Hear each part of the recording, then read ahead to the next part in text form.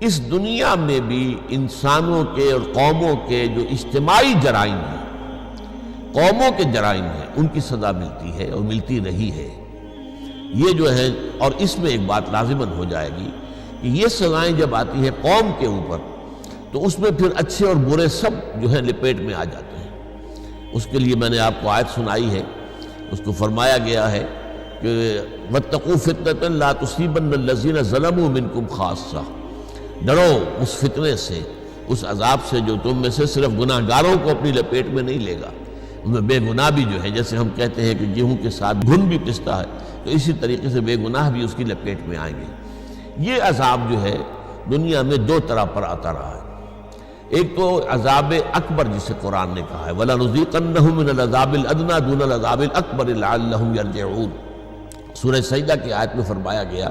ہم انہیں لازماً آزمائیں گے چھوٹے چھوٹے عذاب دے کر اور بہت بڑے عذاب سے پہلے،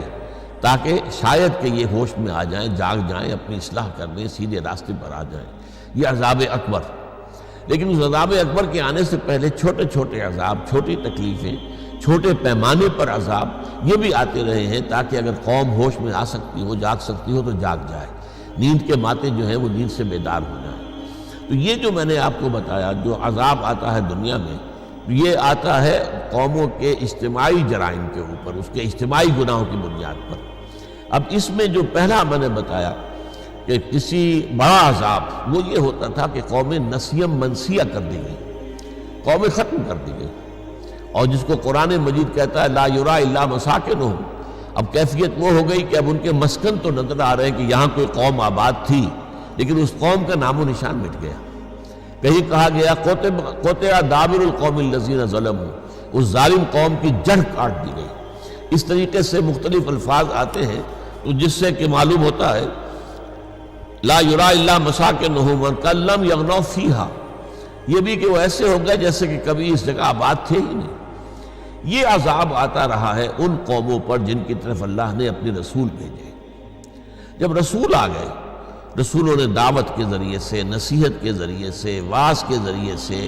اپنی انفرادی مثال پیش کر کے، دلائل کے ذریعے سے، اپیل کے ذریعے سے انہوں نے حق کو بالکل واضح کر دیا، اور حق مبرہن ہو گیا، دودھ کا دودھ اور پانی کا پانی جدا ہو گیا، قوم پر بھی بات واضح ہو گئی۔ پھر بھی قوم اپنے تعصب کی وجہ سے، اپنے تکبر کی وجہ سے، اپنے جو ہے دنیاوی اقتدار کو برقرار رکھنے کی غرض سے اگر وہ اڑی رہی کفر پر، تو اس قوم پر پھر عذاب اکبر آیا ہے۔ یہ عذاب اکبر جو ہے پھر اس قوم کو نسیم منسیہ کر دیتا تھا۔ یہ عذاب آیا حضرت نوح علیہ السلام کی قوم پر، یہ عذاب آیا حضرت ہود علیہ السلام کی قوم پر جسے قوم عاد کہا جاتا ہے، یہی عذاب آیا حضرت صالح علیہ السلام کی قوم پر جنہیں کہ قوم سمود کہا جاتا ہے، یہی عذاب آیا ہے قوم شعیب پر، مدین، اصحاب المدین جنہیں کہا گیا ہے، یہی عذاب آیا سدوم اور عمورہ کی بستیوں پر جن کی طرف حضرت لوط علیہ السلام کو بھیجا گیا۔ تو یہ عذاب اکبر ہے، اور اس عذاب میں ظاہر بات ہے کہ جو انڈیویجولز ہیں ان کا علیحدہ حساب کتاب نہیں ہے، وہ تو پھر پوری قوم ہلاک ہوئی ہے، تباہ ہوئی ہے، برباد ہوئی ہے۔ ان میں برے بھی تھے تو بہت برے بھی تھے، کم برے بھی تھے، لیکن اس عذاب میں وہ برابر ہیں۔ وہ بہت بروں کا مزید سزا جو ہے وہ آخرت میں ہوگی، کم بروں کی کم سزا آخرت میں ہوگی، اور ہو سکتا ہے ان میں کچھ لوگ واقعی اچھے بھی ہوں، لیکن یہ کہ وہ پوری قوم کے ساتھ چونکہ شریک رہے اور انہوں نے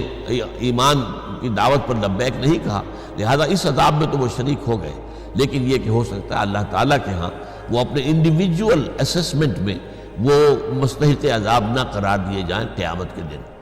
بہرحال یہ عذاب جو آتے رہے ہیں ان کے بارے میں نے آپ کو بتایا، ان کی شرط اول کیا ہے، وہ یہ ہے کہ یہ رسول مبعوث ہوں اور ان کے بعد دعوت کا اتمام حجت کی حد تک حق ادا کر دیا جائے، پھر بھی وہ قوم اڑی رہے تو ہلاک کر دی جائے۔ یہ عذاب ہلاکت جو ہے استیصال کے عذاب، یہ اب دنیا میں نہیں آئیں گے، اس لیے کہ اب کوئی رسول نہیں آئے گا، اب نہ کوئی نبی آئیں گے نہ رسول آئیں گے۔